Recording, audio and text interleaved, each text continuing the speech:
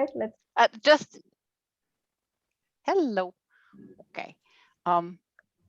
So welcome everybody to the session today. We have KIRSTEN DIEROLF with us, who is going to be speaking about solution-based coaching, and she is a master certified coach, a member of the ICF assessor team for PCC and MCC, the owner and founder of Solution Academy, a global online ICF accredited coaching training school where she trains coaches. Someone I have a lot of respect for, and I am super excited to be listening and learning from. So the floor is all yours, KIRSTEN, and I look forward to an amazing session. Thank you everyone for joining us. Thank you. Thank you. I'm very, very glad to be able to be with you today and to introduce solution-focused coaching. And when Kais asked me to come, I was thinking, what can I present that has something to do with the topic of leadership and dealing with complexity and change and the VUCA world. And I was thinking, actually, my bread and butter business, which is solution-focused coaching, is a very, I think, wonderful way of dealing with change, complexity, transformation, without making the complexity too simplified. Because solution focus is a very systemic, in the sense, connected approach. So it's not about analysis, it's really about what is happening between the noses rather than between the ears. And that makes it an approach that is very useful for leaders and for consultants and for coaches when they're dealing with complex situations that are hard to put into models. Most psychologically based or traditional psychologically based approaches create a model or a theory and then somewhat fit the reality into this model. Let's say, I don't know, NLP has these logical levels, nothing against NLP, but then you look at the world through a certain lens. And solution focus very radically just doesn't do that. So we look at the world as it is and try to not have any assumptions, or as little assumptions as possible. And we know that we cannot have no assumptions, but we are choosing our assumptions very carefully. And that's why I thought, okay, even if this is a coaching talk, it really does pertain to the topics of this conference, and to leadership, and to how you can use a simple but not easy methodology to help people deal with transformation, deal with change, deal with complexity. So I'll show you a couple of slides. I'll try not to bore you too much with slides. So solution-focused coaching. Give you a little bit of where does this come from. As many coaching approaches, this is based in a psychotherapy approach, which was founded by Insoo Kim Berg and Steve DeShazer and many others in Milwaukee between 1978 and 2007. I had the pleasure of working with Insoo Kim Berg and Steve DeShazer as their translator from 2001 up to 2007.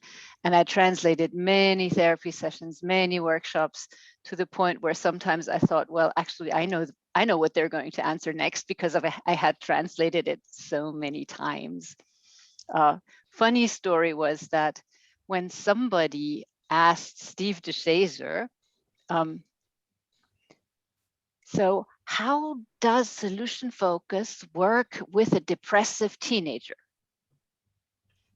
Steve wouldn't understand the question because he wouldn't look at the world through diagnoses.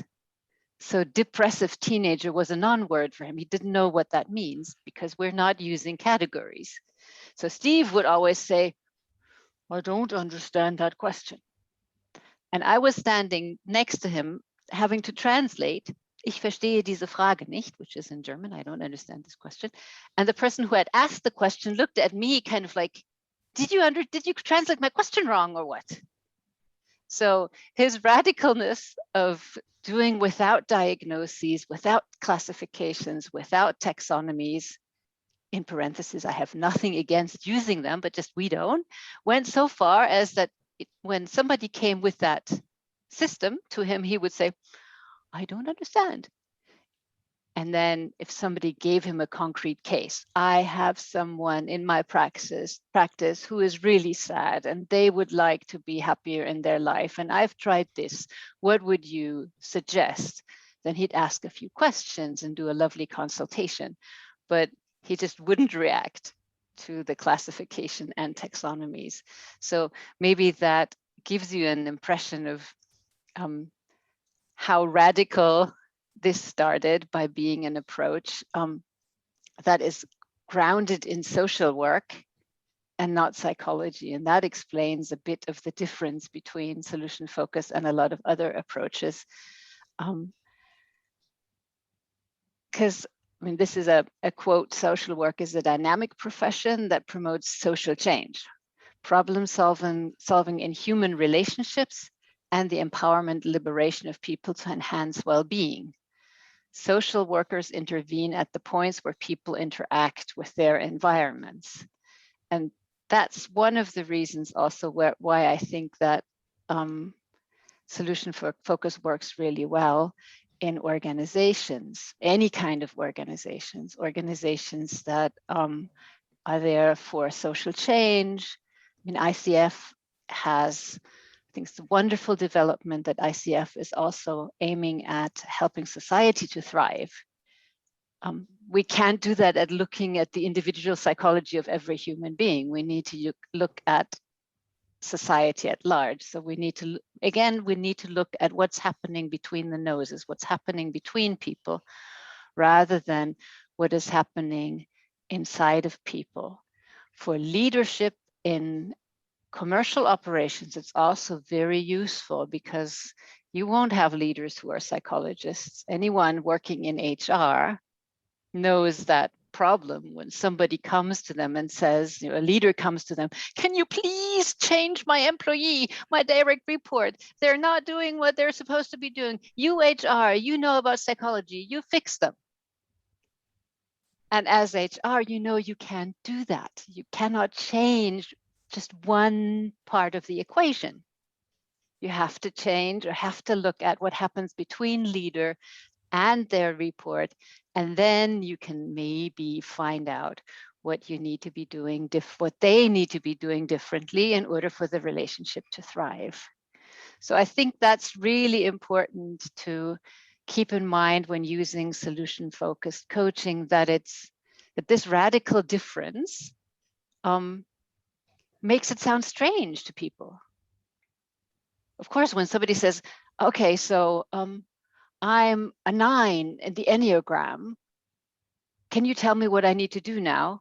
We would go, so what do you want to do? And if you are successful in what you want to do, who would notice and what would they be noticing? So we would always integrate the environment and never look at a human being as if it was an unconnected, bounded human being.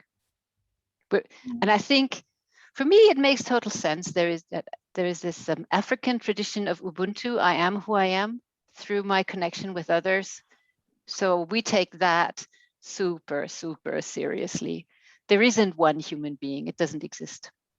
With you, I'm a different Kirsten than with my husband, than with my colleagues, than with my children. And there isn't, you hear a lot about authentic self. We go so far as, does that exist? Depends, right? So with that kind of a philosophical base, I want to show you one more slide if you want. If you're interested in more like philosophy and history, you can go to this YouTube channel. I have a link in the at the end of the presentation where you can download the slides if you want. So I have a half hour on history and philosophy. If that is interesting to you, please watch the video. If it's not interesting to you, I can completely understand and we'll go do something practical, or I'll talk about something more practical now. But before I do that, any questions or reactions? And by the way, as a German, I'm very happy with people contradicting me. I have no problem with that. So if you want to throw tomatoes and eggs in my direction, that's fine. I don't know, so if I may interact. Please. So I find it really challenging, the idea of no authentic person, and it's not what we have between the ears, it's what we have between the nose. I'd like, if you don't mind, really shedding more light into that. So I'm really challenged by that concept. I'd like to hear more about that, if you don't mind. So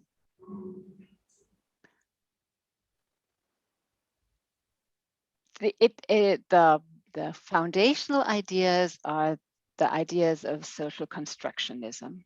So if you want to go look at Kenneth Gergen or the philosopher Ludwig Wittgenstein or the postmodern philosophers like Michel Foucault, Derrida, I think French-based people are aware of these guys, right? And let me see, can I mute my, yeah, okay. So the idea of an authentic self, or of a self that is inside and unmutable and needs discovering, makes the person a bounded being, a one, a separate. Everybody is an authentic self when they are born. And we would challenge that idea by thinking, well, actually, is that really the case? Is there an essence, an essence to a human being, or is it not very changeable depending on who we interact with, what we learn, depending on our culture, our upbringing, the values that we are taught as normal? And we would think that the discovery of an authentic self is more the discovery of what is it that fulfills you in the situation that you're in right now. So it's not a discovery that goes within, it's a discovery that goes without, that goes outside. So if I want to discover my authentic self, I would rephrase that as, I want to discover the situations and the people and what I'm doing that give me the most joy, that give me the most fulfillment. And in order to find that, I have to go and try, I have to go outside and experiment, rather than go inside and do lots of soul searching. I don't know if that explains that a little bit more. I find it challenging, and if I may really interact with you, of course, really asking questions. So if my being,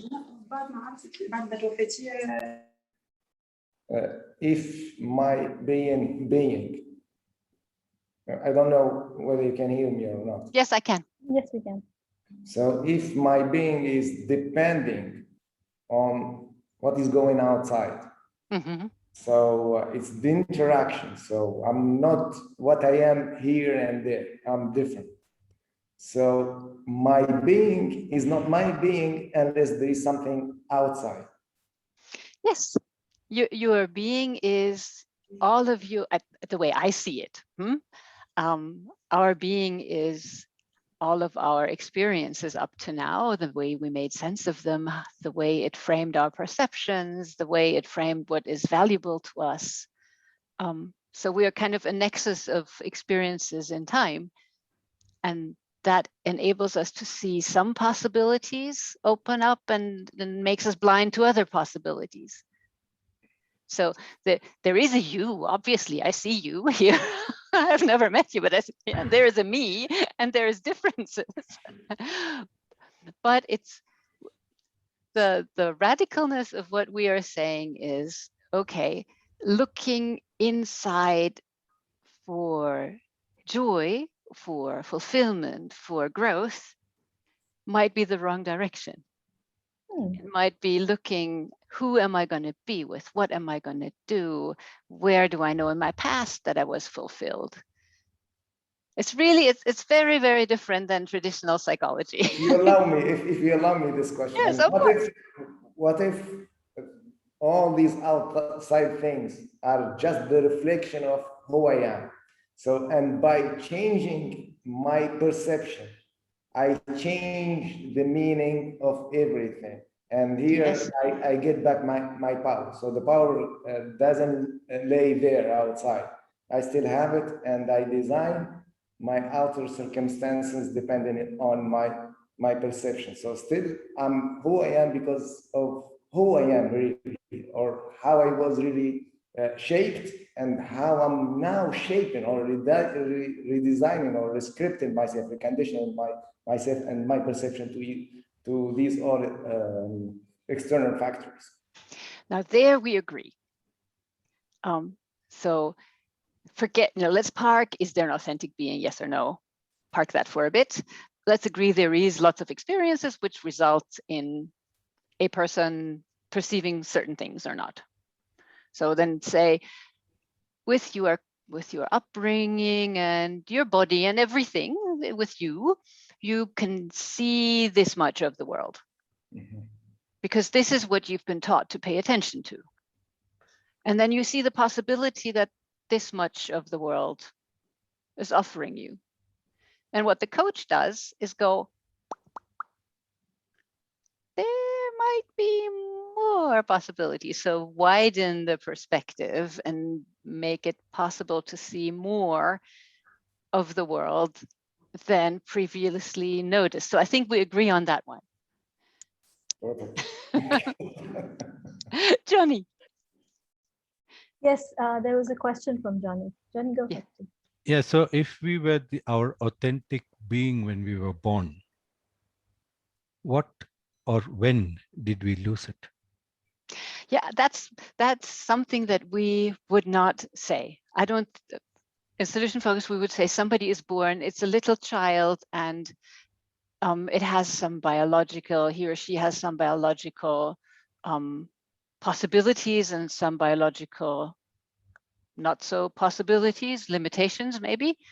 And then this child starts experiencing things and is praised for some things and is chided for other things.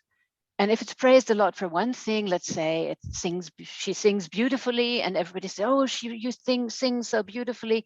And then she's going to start thinking, oh, singing is a good thing. I like that. And then she discovers that her authentic self is being musical. If she had started singing and somebody told her, don't raise your voice, women don't do that. No, no, no. No, she might have not discovered that. And she might have not discovered her musicality or that it is fun for her. And then maybe later when she's an adult, and then she starts singing again because she's in a different culture that values women's singing, then she might have this feeling of, now I can express my authentic self, when in actual fact, she's just discovering a new facet of herself, or her environment is now allowing her to do something that she wasn't allowed before. So what I'm hearing you say is we are different people in different situations? I think so. I mean, you don't talk to this the same way to your husband or daughters or children or mother-in-law than you talk in a business situation. So, and I know I'm bilingual, English and German, American English and German. I'm a different person with German-speaking people. It's right. And it's not like one is more authentic than the other. It's both authentic me, but I have a different repertoire of acting. Yeah. And I just think that's normal. And that's the loveliness of coaching, because, you know, we can give this tap on the shoulder and see, oh, okay, so many possibilities you have in all of the situations that you interact with people. And we can draw resources from each and every one to open even more possibilities, to open more potential, to open more connection with more people. So I realize that's a little bit radical, but and I mean, for solution focus, you don't have to know all this theory in order to do it. So maybe let's have a look at what it is that we then end up doing. Yes, please. Okay. So as we love complexity and we don't want to simplify complexity too much, one of the solution-focused coaching tenets is that the solution is not necessarily directly related to the problem. And that's another almost a little bit radical thing, because when we do coaching, we don't do root cause analysis. That connects us a lot with the agile people, for example, or with the new work people, because we'll look at not, okay, so client comes and says, I want to stop smoking. And we know that's not a very well-formed goal, because I want to stop something, I don't want to do something, I want to get away from something is usually not very helpful to change. Knowing where you want to go is much better. So instead of asking the client, so what is causing you to smoke? Why are you smoking? And then they'll tell us, yeah, when I was a teenager, my brother taught me how to smoke. Okay, why did your brother tell you? Because it was cool. Why do you need to be cool? Yeah, because I'm so insecure. Why are you so insecure? Yeah, because when I was in 4th grade, I was bullied. Why were you bullied? Well, I was. So you create this whole long problem story, which explains the problem, but doesn't get you one step ahead. Then you know why you have a problem. Okay, thank you. Exactly, Johnny, the problem is not the problem. And the person is not the problem, and the problem is not the problem. So instead, we'll ask, okay, so suppose you stop smoking. What will be different in your life? And then they say, I'll be able to run. I'll be able to enjoy my life for a very long time. I'll be able to see my grandchildren grow up, and all the good things that happen when people live healthily. And that becomes the goal rather than stopping smoking. And then we can create a story around this healthy human being that is willing to be woken up. Rather than, okay, how can we support you to be healthy, rather than, okay, I need to stop smoking. So let me see, is this the right slide? Yeah. What we're doing in the conversations in solution-focused coaching is inviting people to talk about the positive future or the positive past, because that motivates them. The positive future helps to motivate, and giving a rich description of the positive future, of the desired future, helps you recognize when this future is already happening. And when you recognize these things, you can build on them. So that's the idea behind it.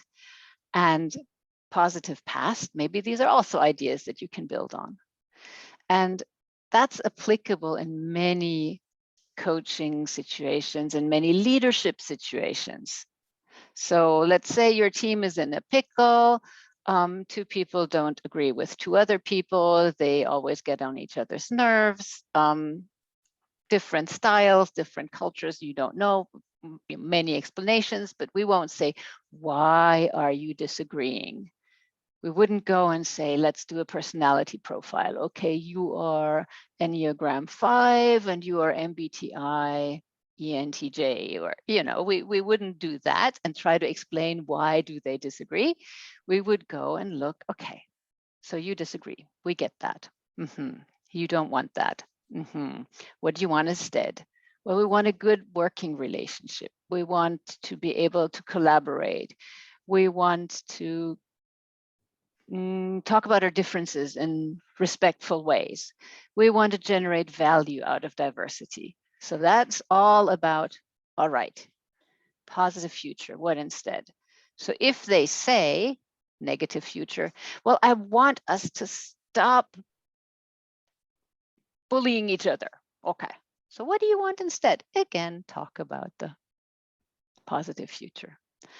And let's say in a situation like that, they are disagreeing, they are quarreling, and A says about B, but B is so untidy. He always leaves his desk in a horrible mess. I can't deal with it. He's terrible. And B says, but A is always stealing my ideas. Okay, you know, they're starting to talk about what they don't want. You can say, okay, so given that it's so difficult between the two of you, how have you been able to cope? And then they again start talking about the positive past. So either asking what's instead, or how did you manage to cope? And the visual that we are using is to think about keeping conversations in businesses and in our lives generally in the first floor of the house. So talking about what we want rather than what we don't want, talking about what already points in the right direction rather than about what's missing. And whenever we get into the basement with our clients, we have these two miracle questions, these two golden bullet questions. What instead? Or how did you manage and how did you cope? And I think for many teams, for leaders, it creates a very good coaching-oriented culture and atmosphere in teams if you are mindful of which floor are your conversations in. I have an example. I once worked in a team of coaches for a large German bank, and we were coaches, this was like 20 years ago, coaches when they had a large outplacement program. And we were there so people could phone in and they could get some coaching and help and advice of how to find a new job if they were being laid off. And an atmosphere in this group of coaches develop where one or two coaches would start really complaining about their clients. So they had a client call, we saw them, and they hung up the phone. This was we didn't have Zoom at that time. Hung up the phone and then started looking around. Who has an open ear? Who has an open ear? Aha, Kai's not on the telephone. I can talk to him. And then it would go, oh God, I had a client. He was so terrible. And it really created this downward spiral of not appreciation for our clients. And actually what the coach wanted was some sympathy, some admiration for how wonderfully they dealt with the client. And I was thinking, we can't do that. We can't be talking negatively about our clients. That's not going to be helpful for us in the future. So how do we change this? And then what we did is we looked at our coaching house, put that up on the wall. And when somebody started, oh my God, this was a difficult coaching conversation. Oh, my client, oh, he was so unmotivated. The other people knew exactly what to do. Wow, that was so difficult. How did you cope? Suddenly, yes, well, I did manage to get him to do one action point. And suddenly the conversation was about the coach's strengths without denigrating the client. And I think for leaders, this is, especially when you are in turbulent times in transformations, I think this is very, very useful, because in transformations, people will always be more or less comfortable with a change. Some people really like stability, so they don't like things to change. Some people are very curious. they're like, oh my God, something new. Yes, yes, yes, that's lovely. And then suddenly you have a team where you have two people going, yes, let's try this out. New software, wonderful. And you have two people going, oh, but I just got used to the old software. And let's say the ones who are complaining. Oh, okay, so this is difficult. How are you coping? Can I help you? Or they say, but this new system is really horrible because I can't find this. Okay, so what do you want instead? I would like to find it very easily. Would you like me to show you? Or whatever. So I think this house is a very, very useful thing. If you believe in our philosophy or not, it doesn't matter. I think even if you are very much in love with NLP or other forms of coaching, I think that is a very useful metaphor, or other forms of leadership. It's very good in order to create a appreciative culture in the organization that is forward moving. Any comments or questions on this one? Just a comment, if don't mind. Sure. Yeah, I think even neuroscience talks about that now, and it proves that when we focus on the negative and even trying to solve by focusing on the negative, it becomes our own reality.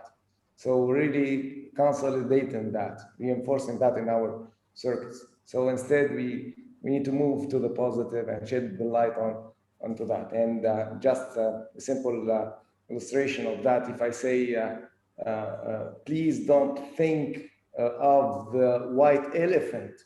So the first thing you'll be doing is to focus on the white elephant. So I think I completely adhere to this approach.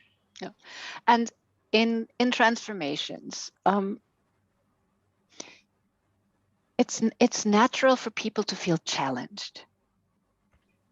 And there is some research by Barbara Fredrickson, and even though this Losada method was debunked, so the math didn't work out, but the research itself, I think, still held that if you are feeling challenged and if you're feeling threatened, you're not very likely to develop creative ideas.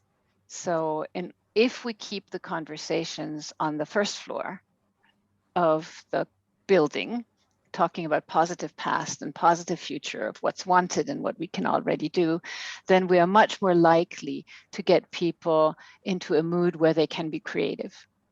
And that's the mood that we need. I mean, this common sense. In order to meet challenges, we need to be creative and open. So what I hear you say is, when you have somebody who requires validation for what they're feeling, so it's about validating the possibilities and not the downward spiral. Yeah, of course, if somebody comes and says, I am so sad, it's so terrible, we wouldn't go like toxic positivity. Yes, no, everything happens for a good reason, or that's no. It's about okay, it's like this. Yeah, redirecting them towards what is possible, or towards what else, as you said, what instead, and how you're coping. Right. Exactly. Yeah. Johnny? Yes. Yeah, so I may be coming from the NLP domain, but how do you handle a away from kind of a strategy of the mind? Because what I'm hearing from your question is the towards, so the possibilities and future positive. What if I'm away from, and I always want to move, I get motivated when I move away from.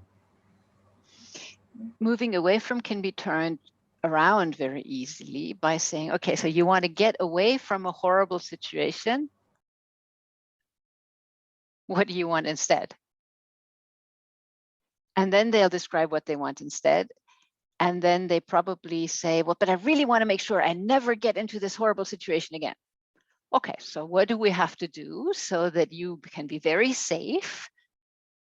So it really, the direction doesn't matter. It's just a matter of taking the desire seriously to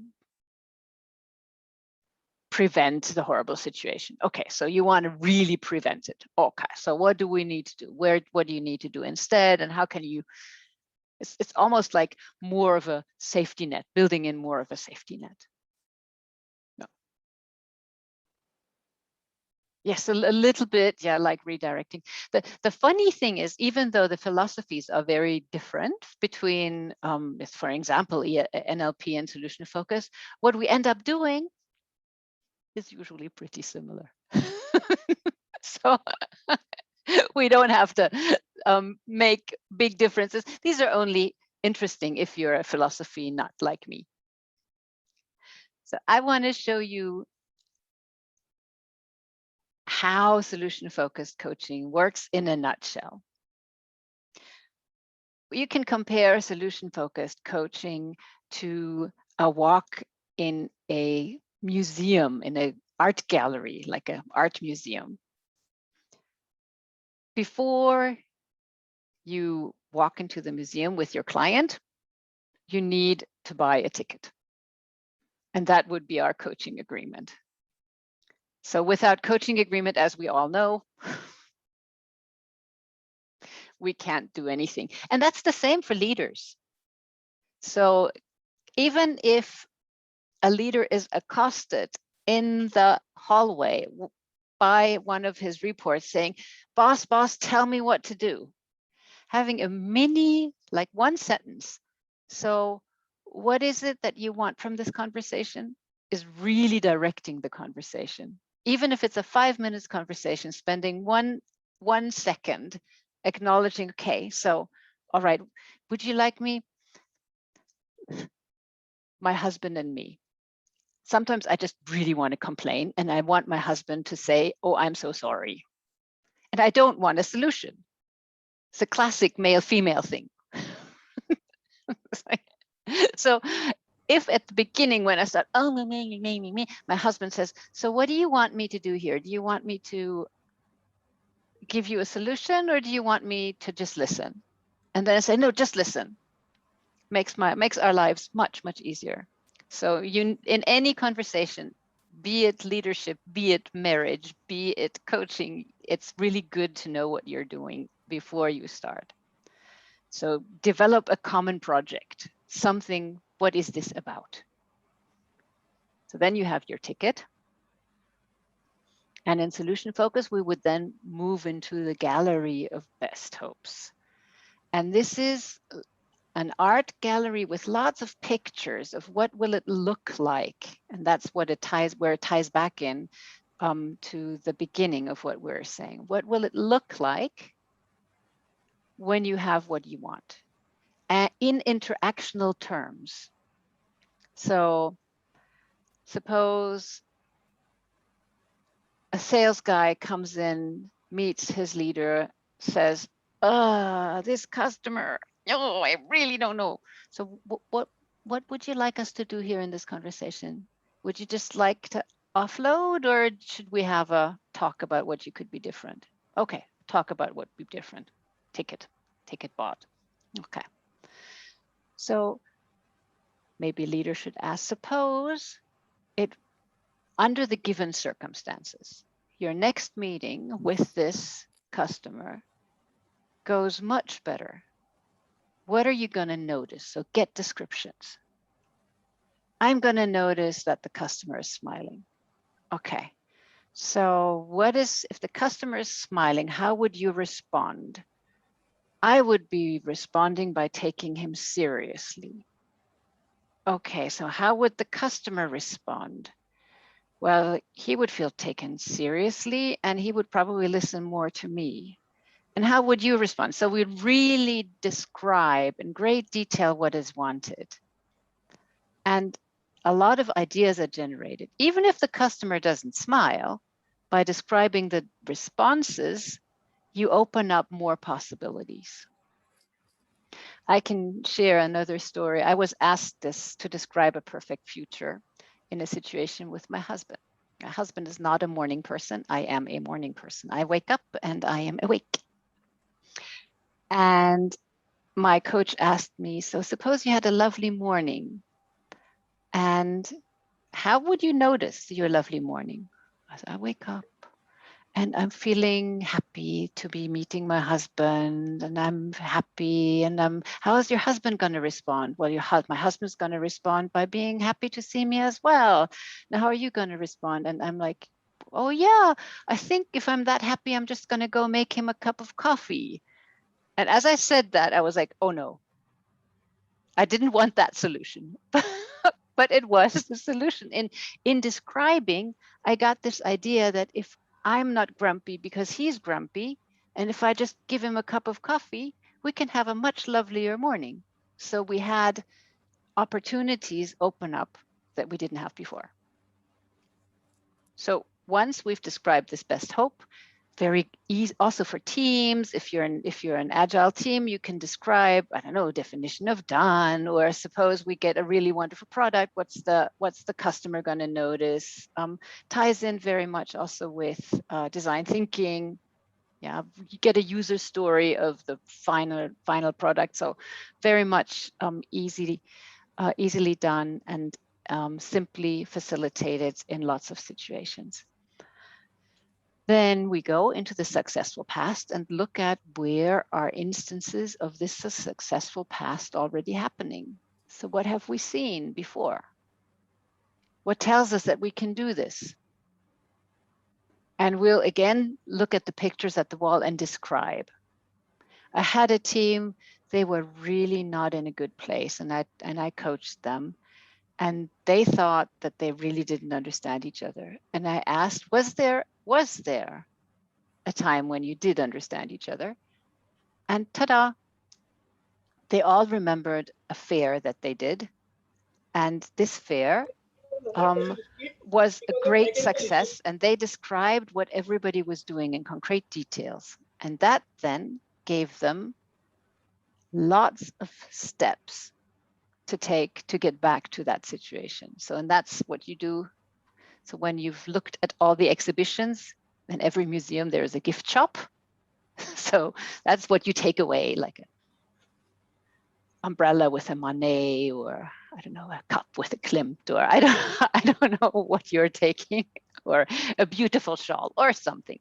So there, then we go, signs of progress. What are we going to do? What's the experiment now going to be? How confident are we that we're going to do that? So as you see, it's a really, really simple process that doesn't put any models or explanations, doesn't use any models or explanations, but really works with the surface of things, works with descriptions rather than explanations. Kais, how long do we have? Are we done now, or do I have another 5 minutes or so? 15 minutes I now. have 15 minutes. Okay, wonderful.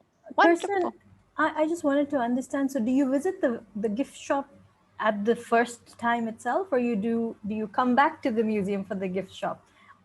What I mean is, do we discuss the progress later on, or is it again an imaginative future that we're looking at when we're in so the gift shop? this would be one session in coaching, for example. It would be one session, or in a leadership conversation, it would be one session. Okay, what do you want? What will it look like when you have that? What are you already able to do? What are your next steps going to be? Okay. 4 things. Perfect. Okay, then experiment. Since we don't know if what we're going to experiment with is going to work or not, because complex world, we don't do root cause and effect. So it doesn't work in complex situations. If you know the Knefin principle, no, we can't do. So experiment. Experiment either works or doesn't work. So next time we revisit, we start by, okay, experiment, how did it go? And then either it worked or it didn't. And if it didn't work, what do you do instead? What do you do instead? All right. Thank you very much. Well, cool. So in a sense, the solution-focused idea is around helping our direct reports, our teams, our coachees, our partners to describe their lives, their stories, and tell their stories in ways that makes them stronger. Yep. Kais, you want to say, or is this a... Yeah. So I applaud you, but I have a question if you don't Yes, mind. please do. So if we can get back to the model, please. Yes, as I said, I'm going to show. Yeah, sure. In a second. Share screen. Ugh, my mouse is not doing what it should be doing. Okay, this one. Yep, there we go. Okay, so as I'm coming from a management background, so I'd like to look at from this lens. So I'll use my language, and excuse me for. Yeah, please. Okay, so for me, and if I really relate to use also the ICF 4 stages and process. So the ticket office for me is the agreement. So the second quadrant is where we set goals, where we envision the future, when we really try to move on, move ahead, forget about the past, forget about everything negative, and just focus on hope. So the third one is about, and here maybe I don't know when I'm, so I'd like to get your feedback on that. So I'm here trying to dig in my past experiences, successes, to see what kind of options I can get to move there. So, and I don't know whether there is a deep phase of exploration. I'm really exploring my emotions, my feelings, my belief system. So I don't know where you locate that. Where does it happen? And then after that, so it's about the takeaway. It's about so the main lessons of the coaching session. So I'd like to get your feedback on that. That is so. This is the slide that will do that. I hope. Because as you see, it does look a bit superficial to just go 1, 2, 3, 4 stages. I think for leadership,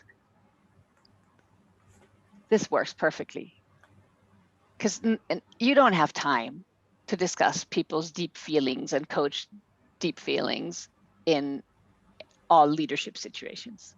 Sometimes you have, but sometimes you have 10 minutes. And you just need to help someone find a solution. And you don't want to be the person giving the solution as a leader because you want to make use of the creativity of your people. Otherwise, why hire them? So in a quote unquote deeper conversation, we could use the same principle in the idea of we have as a coach and a client, maybe let's use this situation. The client will have this, as I said, this view of the world, but there are many more options available than we can see in any given moment. And the coach's job to say, okay, can we widen the perspective? Can we make sure that you are able to profit from all the opportunities that you have in your life? And the question is kind of how can we talk about a person's quote unquote identity, what they believe, what they value, this coaching the who aspect that the ICF is talking about in a solution focused way. And maybe you can explain it like this. So a person would come and they would have an issue, a problem, something that they would like to develop. And they have a lot of stories about what they fear. Sometimes. Let's say it's someone who says, I am really afraid of public speaking. That's an emotion. I'm afraid of public speaking. And that's why I don't do public speaking. But now I have to. And I know that when I'm going to get up there in front of the board, my hands are going to go all sweaty. I'm going to start stammering. It's going to be horrible. So they have this story, this highway of their story, very much embedded in, if you want to use neuro language, embedded in their brain. And they have lots of reasons for that. So there's a logical story. Last time I presented, I stammered. It was terrible. In 4th grade, when I brought my turtle to the school, everybody made fun of me. I am an introvert. I can't speak publicly. So there are lots of explanations. So there's a very logical story. So these would be the things people believe about themselves, things people have discovered about themselves so far. If you want to use more traditional language, this would be beliefs, values, ways of looking, perspectives on themselves, self-understanding. And solution focus, we wouldn't make these things nouns. We would leave them as verbs. We wouldn't say there is a belief, but we would say a person believes things. Because for us, obviously, it is more fluid than a belief. A belief makes it like it's inside and it's immutable. Well, I believe one thing today, I can believe another thing tomorrow. Makes it a little bit more fluid. But that's not the point. The point is people come and they have a very logical explanation for why things are difficult. And they project that into the future, ta-da, not very useful. So in coaching, we are trying to help people to tell the stories in ways that make them stronger. And the stories about themselves also, about what they believe, what they value, what they feel. So what I fear, I'm going to be afraid. This is going to be embarrassing. Wow. Well, okay. So then do the same thing. What do you want instead? Well, I want to be speaking a little bit more confidently. Confident. That's interesting. So who are you when you're confident? When have you been confident before? So we're starting to build this story of the confidence, of the confident human being that can present. So this is the normal story. It's very rich in detail, super rich in detail, because the people are playing it and replaying it at 3 o'clock in the morning when they can't sleep because they're so afraid to present. So we're trying to develop an alternative story. So you're going to be more confident. And what will that look like? And who's going to notice? And so we're creating this future memory in a sense and making that story much richer. And what are you going to feel? And what are you going to think? And if you're this confident human being, what are you believing about yourself that you didn't believe before? And do you have a good reason? Who would be least surprised that you can speak confidently? Oh, my grandmother. Okay, your grandmother. What does your grandmother know about you that tells her that you can speak confidently? Well, she knows that I'm a wonderful storyteller. Oh, are you? A wonderful storyteller. So that way, we slowly shift the story from the negative story to the positive story, to the desired story. And then we start by a little experiment. So these stories make it much richer than, okay, what do you want? What is going to look like? What do you already know? Next step. So that sounds like a very boring coaching conversation. But if you integrate the storylines, it becomes much richer and a wonderful conversation about shifting people's perspective, as I said, from to there's more to me. I'm not only the person who stammered once. I'm also the person who was able to tell stories to her grandmother. And that makes the picture of the human being much richer. Hope that answers your question, guys. Okay. Absolutely. Thank you, Kirsten. If you want to download the slides, I have a for solution focused coaching moves like 5 minutes per gallery, so you can see what the questions are. So those would be on the slide. Just click on the picture and you can see an example. Sorry. So in order to download the slides, you can just go to my website and there they are. And that's it for me. Thank you. 2 minutes before the time. Yay! Just enough time to say thank you. It was an amazing session. And you definitely created that aha moment in the hall here, where we were looking at it from a different perspective And you created so much more awareness for us. Thank you so much. Ruqya, there's an echo in your voice. I don't know why. Maybe the awareness is doubled.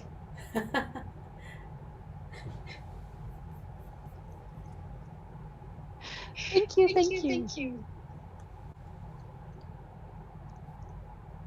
So I guess I'll say bye-bye and somebody else will take the floor. So, thank you, Kirsten. Please,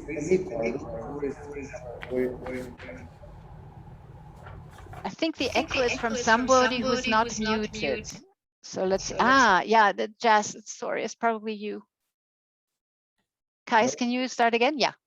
Okay, I think it's better now. So thank you, Ruqya, for the moderation. Thank you, Kirsten, for this really deep and insightful presentation.